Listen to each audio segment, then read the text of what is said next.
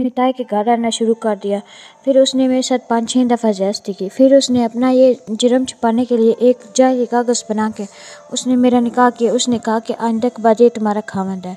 मैं इतनी उनको सज़ा दिलवाना चाहती हूँ ना, जो उन्होंने मेरी खेलने कूदने की उम्र में उन्होंने मेरे से इतना बुरा जुल्म किया। मुझे पढ़ने का शौक़ था, लेकिन उन्होंने मेरी सारी ख्वाहिशों को पानी फेर कर मेरी ज़िंदगी को भी, अब मैं किसी को मुँह दिखाने के काबिल नहीं हूँ।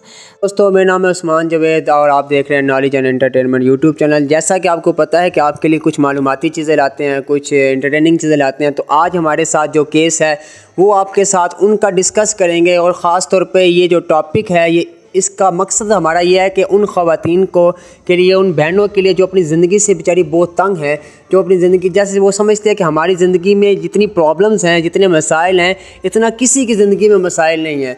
तो उनको इस वीडियो से पता चलेगा कि इस टाइम इस दुनिया में किस किस हालात से लोग गुजर रहे हैं। तो जो लम्हा जिसके लिए है वो लम्हा शुक्र है, उसको अपनी ज़िंदगी पर शुक्र अदा करना चाहिए। तो आज एक केस आपके साथ डिस्कस करेंगे एक बच्ची का, कि आज से 2 साल पहले जब इनकी उम्र 13 साल थी तो इनके साथ क्या क्या मामलात हुए। इनकी ज़िंदगी 13 साल की उम्र में किन किन मसाइल से, किन किन मुश्किलात से गुजरी हैं कि जिसका इंसान सोच भी नहीं सकता। तो स्टार्ट करते हैं अपनी वीडियो, इन्हीं से पूछवाते हैं और इनके साथ जो मैडम है वो सारी बातें इनके आपको डिटेल में बताएंगे कि इनके साथ क्या क्या मामलात हुए हैं। जी अस्सलाम वालेकुम। वालेकुम अस्सलाम। जी मेरी बहन, आपका क्या नाम है? मेरा नाम सदफ रियाज है। इस टाइम आपकी उम्र कितनी है? इस टाइम मेरी उम्र 15 साल है। तो अब आप बताएं कि आप किस शहर से ताल्लुक़ रखती हैं? मैं कोट अहमद खान मैनी से। और अब थोड़ा सा हमारी बहनों को बताएं कि आपके साथ क्या क्या मसाइल हुए। जैसा मैंने बताया कि जब 13 साल आपकी उम्र थी तो आपको किन किन मसाइल से गुजरना पड़ा? मेरे 5 भाई और मैं एक बहन हूँ। जब हम छोटे थे, उस वक़्त मैं 5 साल की थी, तो मेरी अम्मी अब्बू की लड़ाई हुई तो मेरे अब्बू ने अम्मी को डाइवोर्स दे के उनको भेज दिया। उन्होंने आज तक हमारा अता पता ही नहीं किया कि हम किस हालत में हैं। ये 5 साल की उम्र में आपके अम्मी को जब डाइवोर्स हुई तो आपके भाइयों और सारे आप अलहदा हो गए, अभी तक वो आपका नहीं पूछते? नहीं, अभी तक वो हमारा नहीं पूछते। उसके बाद क्या हुआ आपके साथ? उसके बाद फिर अब्बू ने दूसरी शादी की। दूसरी भी अम्मी हमें छोड़ कर भाग गई। उसने मेरा ये बाजू तोड़ दिया था। फिर अब्बू ने उसको भी डाइवोर्स दे के उसको भी भेज दिया। फिर अब्बू ने तीसरी शादी की। जब उसकी बेटी हुई तो उसने समझा कि ये मेरी बेटी का हक खा रही है। उसने मेरे अब्बू का भी, वो 9 दिन की भी नहीं थी, उसने मेरे अब्बू को कहा कि मेरी बेटी का गला दबा रही थी, मैंने इसको पकड़ लिया। तो उस वक़्त मैं छोटी थी। कितनी उम्र थी? 9-10 साल की थी। 9 साल की थी। तो मेरे अब्बू ने सच मान लिया। फिर वो मेरे कपड़ों में पैसे डाल देती है, कहती कि ये चोरियां करती है, ये बाहर से किसी से पैसे लेके आती है। अब्बू बिजली की तारों के साथ मुझे मारते थे। तो ये एक मिनट, ये जैसी चीज़ें आप देखते हैं ना आजकल ड्रामों में चल रही हैं कि वो पैसे डाले जा रहे हैं, और ये सारे काम हकीकतन होते हैं ज़िंदगी के साथ, जैसा कि हमारी इस बहन के साथ जैसे बता रही हैं कि उसके इस अमल पे वो आपके जो अब्बू थे वो आपको बिजली की तार के साथ मारते थे। आज तक मेरी कमर में निशान मौजूद है। मेरे अब्बू मुझे बिजली की तारों के साथ मारते थे और पानी वाले पाइपों के साथ मारते थे। फिर एक दिन हमारे घर आया मेरा ताया मोहम्मद शमीर। उसने कहा कि अगर तुम इसको मारते हो, इस पे जुल्म ज़्यादती करते हो, तो इसको हमें दे दो, मैं अपनी बेटी बना लूँगा। तो मैंने उनके घर रहना, अब्बू ने थाना मैनी में जाके लिख के दे दिया कि आइंदा के बाद मेरे से तो कोई ताल्लुक़ वास्ता नहीं है, मरे जिंदा रहे, मैं इसके लिखाई में मैं मर गया, ये मेरे लिए मर गई है। फिर मैंने अपने ताए के घर आना शुरू कर दिया। फिर उसने मेरे साथ 5-6 दफ़ा ज़्यादती की। फिर उसने अपना ये जुर्म छुपाने के लिए एक जाली कागज़ बना के उसने मेरा निकाह किया। उसने कहा कि आइंदा के बाद ये तुम्हारा खावंद है, तुमने इधर ही रहना है। मेरे पास कोई और हल नहीं था, कोई दूसरा तीसरा घर नहीं था, ना मेरा भाई था, ना माँ थी, ना बाप था, ना कोई नानके थे जिनके घर में जाती। तो वो निकाह जो बेसिक हुआ, सबसे पहले तो एक बात ये करना चाहता हूँ कि वो जिस मकसद के लिए आए थे वो बेटी बना के लेके जाना चाहते थे, और अब वो मुझसे अल्फाज अदा नहीं होते किसी के लिए जो इन्होंने अल्फाज अदा किए हैं कि वो किस मकसद के लिए नहीं लेकर गए थे। फिर उन्होंने अपने मकसद को उस बंदे ने छुपाने के लिए अपने बेटे के साथ जाली निकाह कर दी। ये निकाह किन हालात में हुआ? क्या ये जाली निकाह कोई कागज़ बनवा लिया उनका, या किस तरह हुआ? इसके बारे में थोड़ा बताएँ। वो कागज़ थे, उन्होंने ना कोई मौलवी था ना कोई वकील था, वैसे कोई कागज़ था। उन्होंने उधर जहाँ पे मेरे ना उन्होंने मुझसे पूछा कि तुम्हें कबूल है, कोई उन्होंने मुझसे ऐसा पूछा नहीं। बस मैं वो जो था वो वाला, मतलब मेरा कज़न, उससे उन्होंने कलमे पढ़वाए थे, बस ये हुआ था और कुछ नहीं। ये निकाह नामा किस के लिए बनाया गया था? आप लोगों के मामला तो सही चल रहे थे, वो अपनी उसने इस दरिंदगी को छुपाने के लिए बेटे के साथ आपका निकाह करवा दिया, तो ये किस को दिखाने के लिए निकाह करवाया? ये उसे पूरी दुनिया को दिखाने के लिए कि उसका बेटा 45 साल का था, एक पाँव से माजूर था, लंगड़ा था में, और उसकी पहले 3 शादियाँ हुई थी। 19 साल की उसकी बेटी थी, उसको कोई भी नहीं देता था, वैसे वो उजड़ा हुआ था। तो मेरे ससुर ने साथ में ये जुर्म छुपाने के लिए और दूसरा नंबर पे उसके बेटे को कोई देता नहीं था। यानी कि ज़िंदगी के उन मुश्किल हालात से आप इस मुकाम तक, यानी कि हवा सेंटर होम में जो अपना बाबा शफीक डॉगर साहब का है, यहाँ पर कैसे पहुँची? यहाँ पे मैं अड्डे पे मैंने से पहले मैं लाहौर तंग होके चली गई थी। कैसे आपके लिए भागना वहाँ से आसान था अपने ताया अबू के घर से? हाँ, इतना नहीं था, वैसे थोड़ा सा। हमारा घर अलग था, मेरी सास ससुर मारते थे। फिर मैंने उसको कहा, मैंने यहाँ से चले जाना। फिर मेरे ताया अबू एक फोत हो गया ना, मौला बख्श, उनका घर एक बंद था। फिर हमने उनके ताले खोल के उनके घर रहना शुरू कर दिया। फिर उधर मैं एक दफ़ा भागी लाहौर, ऐसी मेरे साथ जैस थी। मेरे ससुर ने मुझे ये दातरी मारी थी, मैंने उसकी बात नहीं मानी, उसने मुझे दातरी मारी। फिर मैं तंग आके कुल्हाड़ियों से वो मुझे मारता, डंडों से मारता। मेरे घर वाला उससे पूछता भी नहीं, उल्टा वो जो मतलब मेरा कज़न था वो भी मुझे मारता था। तो मैं ना तंग आके मैं चली गई। मैंने कहा मेरी कोई भी मदद नहीं करता इस दुनिया में, मेरा कुछ कोई है ही नहीं। तो फिर मैं लाहौर चली गई गाड़ी पे बैठ के।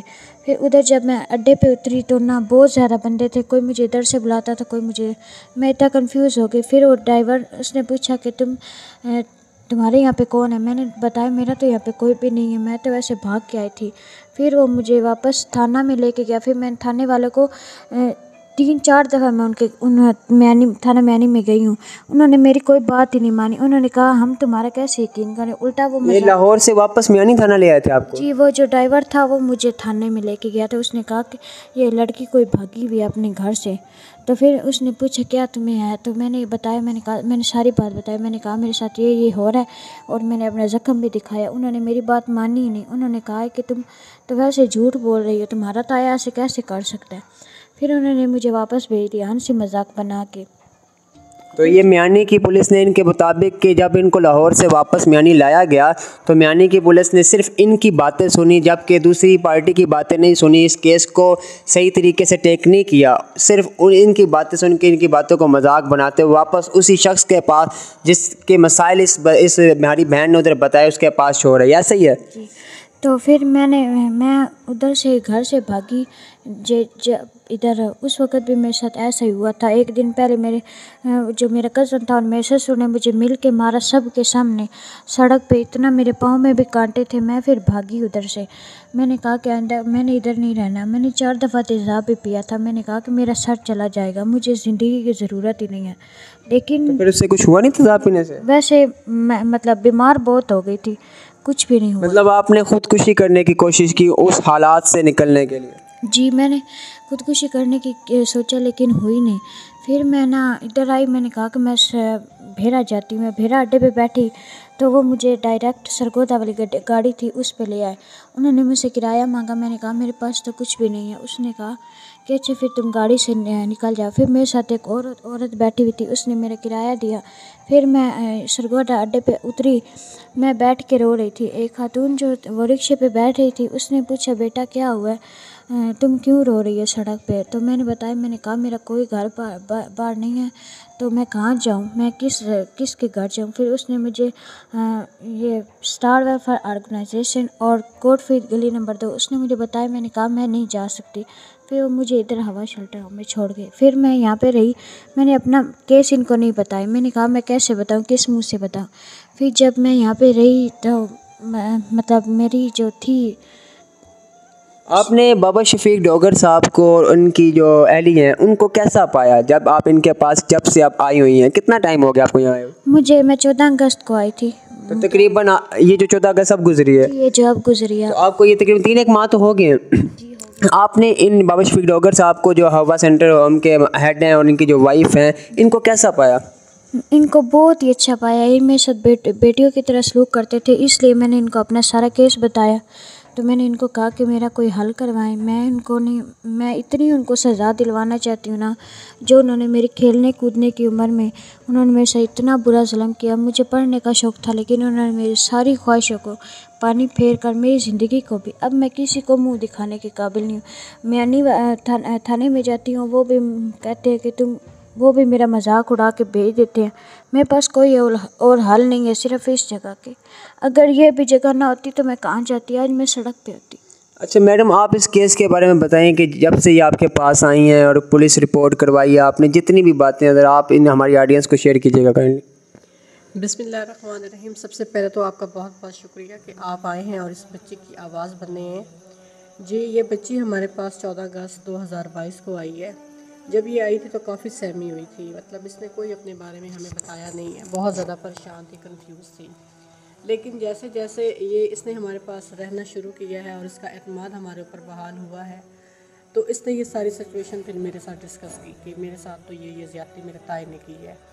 छोटी सी उम्र में बाप ने जो है स्टाम्प पेपर पे लिख के दे दिया थाना मियानी में कि ये बच्ची ना मैंने इसको अपने पास रखना है, क्योंकि इसकी जो स्टेप मदर थी वो इस पे इल्ज़ाम लगाती थी तरह तरह के कि ये मेरे बच्चों को मारती है, मेरे पैसे चोरी कर लेती है। इस तरह की जब बातें करती थी तो इनके वालिद साहब ने इनके ताए अब्बू के हवाले कर दिया, वहाँ पे स्टाम्प पेपर लिख के दे दिया कि आज के बाद मेरा इस बच्ची से कोई वास्ता कोई ताल्लुक़ नहीं है। वो लेके तो एक अपनी बेटी बना के लेके आया था, लेकिन उस दरिंदा इंसान ने अपनी हवस इस बच्ची के साथ पूरी की। वो इसके साथ ज़्यादती करता था और ऊपर से डराता था, धमकाता था कि अगर तुम किसी को बताओगी या किसी से बात शेयर करोगी तो मैं तुम्हें कत्ल कर दूँगा। इसके साथ जो अब तक ज़्यादती हुई है, सिर्फ ये सहमी रही है, ये डरी रही है। और एक दो दफ़ा मतलब ये ख़ुद इसने स्टेप जब उठाया थाने में गई है तो थाने वालों ने उल्टा इसका मजाक उड़ा के कह के लगा के इसको वहाँ से निकाल दिया है। तो ये मैं समझती हूँ कि पंजाब पुलिस हमारी है जो। आपने सरगोदा थाने में रिपोर्ट करवाई इस चीज़ की? आप मियानी थाने में करवाई हुई है? जी, हमने जब ये आई हैं इन्होंने सारी हमें एप्लीकेशन दी है और हमने इनकी एप्लीकेशन तहरीरी तौर पे DPO सरगोदा को, RPO सरगोदा को, IG पंजाब को मेल भी सेंड की है और मुतलका जो थाना है मियानी के SHO साहब से बात भी हुई है और उनको एप्लीकेशन भी फॉरवर्ड की है। क्योंकि जब हमारी उनसे तफसीलन बात हुई है तो उन्होंने ये बोला है कि आप बच्ची की एप्लीकेशन हमें फॉरवर्ड करें। हमने एप्लीकेशन दी है, लेकिन अब तक उस एप्लीकेशन पे कोई कार्रवाई नहीं हुई, ना तो SHO साहब ने उनके ख़िलाफ़ कोई FIR इंदराज करवाई है और कुछ भी कोई कार्रवाई नहीं। पूछ रहा था कि जो मुतलका थाने वाले हैं SHO, DPO साहब, RPO साहब, इन्होंने, क्योंकि आप एक अथॉरिटी रखते हैं, एक NGO है आपकी, और आपकी बात को भी क्या इनकी बात की तरह एक मजाक में लिया या उस पर कोई एक्शन या कुछ प्रैक्टिकल वर्क किया उन्होंने? अभी तक तो उन्होंने यही हमें बोला है। SHO साहब से जब बात हुई है, इनकी केस की प्रॉपर बात हुई है, तो उन्होंने बोला है कि बच्ची की आप एप्लीकेशन हमें फॉरवर्ड करें। तो हमने इसकी तहरीरी तौर पर एप्लीकेशन उनको फॉरवर्ड की है। इसके दस्तखत हैं, इसके साइन है, इसका सब कुछ है, साइन अंगूठा इसी का है। और उसके बाद SHO साहब से जब दोबारा बात हुई है तो वो कहते हैं कि बच्ची को लेके थाने में आएँ। अब आप ये देखें कि हम बच्ची को थाने में किस तरह लेके जा सकते हैं। हमने उनको बोला था कि आप किसी ASI को भेजें या ख़ुद आ जाएं, ASI को भेजें, हमारे शेल्टर होम में आएँ, हवा शेल्टर होम में तशरीफ़ लाएँ और यहाँ पे आके बच्ची का बयान रिकॉर्ड करें। लेकिन अभी तक कोई कार्रवाई अमल में लाई नहीं गई, कुछ भी नहीं हुआ, उस दरख्वास्त के ऊपर कोई अमल नहीं हुआ। वहाँ इन्हें क्यों बुलाना चाह रहे हैं कि वो ये यहाँ वहाँ पर जाए? अब इसका तो वही बता सकते हैं कि वो इनको वहाँ पे थाने में क्यों बुलवाना चाहते हैं। आपने एक ओपन उन्हें कहा है कि बयान ही लेना ना, तो बयान बच्ची वहाँ आके दे या वो यहाँ आके लें, तो उसमें अंडरस्टूड है बयान हो जाएगा। फिर उनकी क्या वजह वो वहाँ पर बुलाते हैं? ये तो अब SHO साहब खुद बता सकते हैं कि उन्होंने ये बात क्यों की है। ये सरगोदा की बात कर रहे हैं आप? सरगोदा या मियानी थाना की? मियानी थाने की बात कर रही हूँ कि SHO साहब से जब बात हुई है तो उन्होंने कहा कि एप्लीकेशन आप दें बच्ची की। हमने जब एप्लीकेशन फॉरवर्ड कर दी है तो अब कहते हैं कि बच्ची को थाने में लेके आए, हमने वहाँ पे बच्ची का बयान लेना है। तो हमने उनको यही बोला है कि आप खुद आएँ या किसी ASI को भेजें, किसी कांस्टेबल को भेजें कि वो आए और आके बच्ची का बयान ले, क्योंकि बच्ची तो हमारे पास मौजूद है। हम बच्ची को इस तरह नहीं लेके जा सकते। हो सकता है कि उनका वहाँ पे जो असर रसूख हो, जो इनके ताया हैं उनका असर रसूख होगा थाने में, इसलिए वो कह रहे हैं कि बच्ची को जब यहाँ लेके आएंगे तो हम वहाँ फड्डा बना लेंगे, हम कोई लड़ाई झगड़ा इस तरह की सिचुएशन क्रिएट कर देंगे, तो इसी वजह से शायद वो बुला रहे हों। सही कह रहे हैं। बहरहाल दोस्तों, आपने ये देखा और मेरी उन बहनों से जिनको बिल्कुल पर्पस हमारा ये था कि जो अपनी ज़िंदगी से तंग है, जिनको लगता है कि हमारी ज़िंदगी में बहुत ज़्यादा मसाइल हैं, प्रॉब्लम्स हैं, जो शादीशुदा हैं या जो कवारी हैं, तो इस तरह देखें हालात को कि किस किस हालात से अल्लाह की मखलूक गुजर रही है। तो जो शख्स जिस हालात में है वो अल्लाह का शुक्र अदा करे, उसके लिए लम्हा शुक्र है वो, जिसको हम लम्हा अपना अल्लाह पाक से कह रहे होते हैं, शिकवा कर रहे होते हैं, बस दरअसल वो लम्हा शिकवा नहीं, लम्हा शुक्र होता है। बाकी तमाम इदारों से दरख्वास्त है कि इस केस को जल्द अज जल्द इस पे एक्शन ले और उन लोगों को कैफ़े किरदार तक पहुँचाएँ जो इसमें मुलव्वस हैं। और आप लोगों से, पाकिस्तान की आवाम से इसकी रिक्वेस्ट है कि इसे शेयर करें ताकि इस बच्ची का, हमारी इस बहन के ये भी हेल्प हो सके और वो लोग जो अपनी ज़िंदगी से तंग है, अपनी ज़िंदगी के प्रॉब्लम से तंग है कि बड़े मसाइल हैं, उन्हें भी पता चले कि मसाइल असल होते क्या हैं। तो मिलते हैं इस तरह नई वीडियो के साथ। ये हवा शेल्टर होम बाबा शफीक डोगर साहब का, इसका प्रॉपर एक आपको रिव्यू देंगे, बताएंगे कि कब से ये है, कितने बच्चे बच्चियां यहाँ पर पैदा हुए, उसके बाद बड़े हुए और उसके बाद शादियाँ हुई और कब तक ये चलेगा और इसके पीछे बैक एंड पे कौन है, किस तरीके से चल रहा है, सारा आपको एक रिव्यू में शेयर करेंगे। इस तरह और भी बहुत सी चीज़ें आपके साथ शेयर करेंगे। मिलते हैं बहुत जल्द एक नई वीडियो के साथ, तब तक के लिए अल्लाह हाफिज़।